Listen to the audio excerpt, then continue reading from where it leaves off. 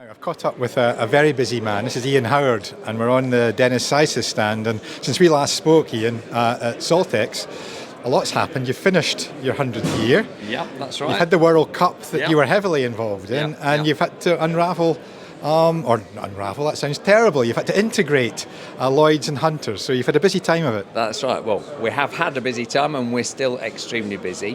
World Cup, first of all, fantastic performance of our machines. We had no trouble whatsoever with all our electric prems that are over there and rotaries and everything else. So that went really well. Did you see it at all, and did you get any TV coverage? I saw the Dennis machines on a number of shots, which was great to see. I obviously didn't go out there while the competition was on, but I thought that the whole thing it went very, very well. It was very well organised.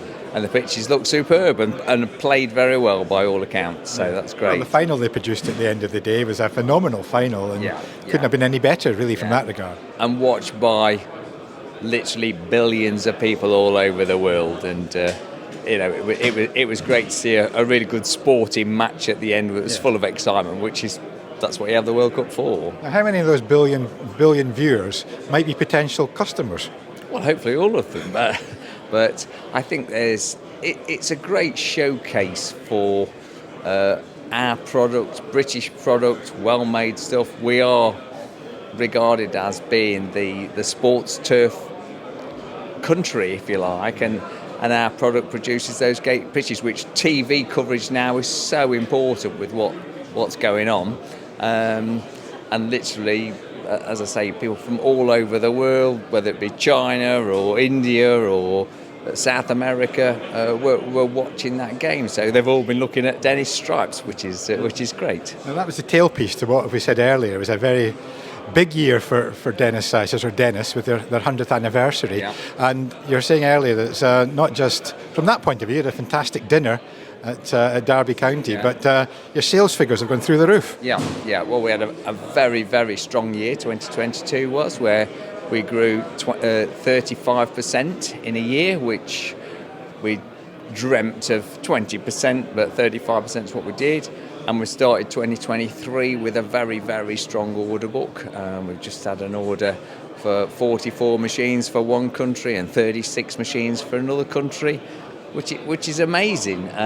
So long may it continue, and we're working very hard, as you say, on the Hunter and Lloyd's integration, which we see as being further expansion. So. How do you tool up? How do you make sure you've got the resources to cope with such expansion?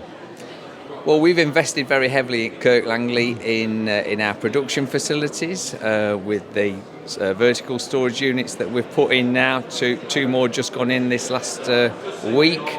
So lots and lots of investment to make us faster, better, more space saving in what we're doing.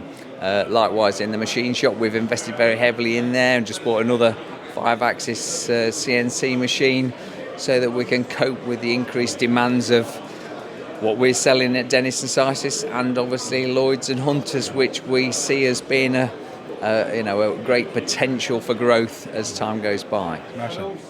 Well, we just moved across Holly, and we're on the Lloyds Hunters, or Hunter Lloyds stand now. That's right. Now, the big announcement back at Saltex was the fact that you'd acquired the company. Yeah. And since then, you've had, 3 months?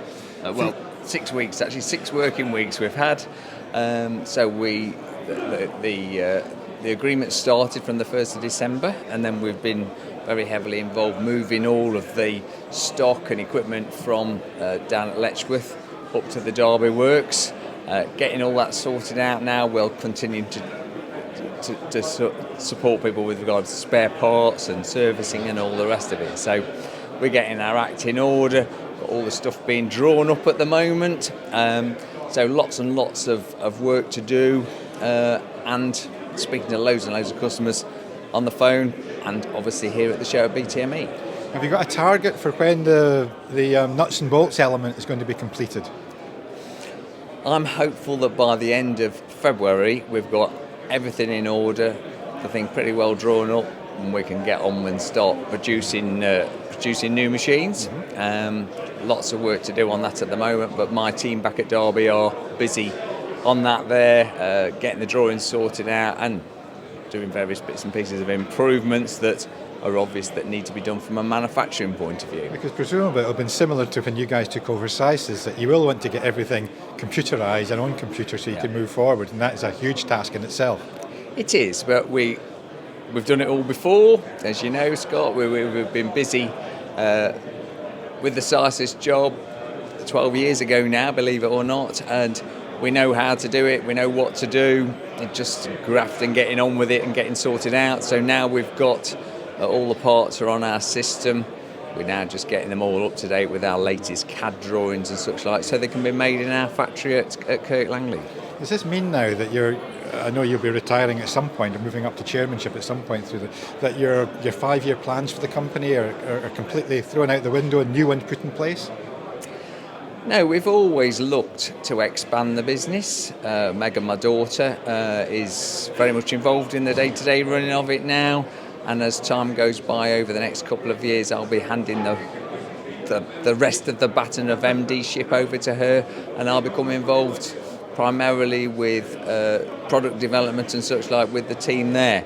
But I'll always be there, health permitting, to help and guide her through what will be a continual growing period, because I see a further 50% growth in the next couple of years with these additional products that we've put on. So that's quite something to be doing that at a time when we have got a cost of living crisis and there's been COVID. To still be growing and growing at that rate is quite an achievement. Yeah, I think continual investment, that's what it's all about, reinvesting profitability within the business into projects like this here.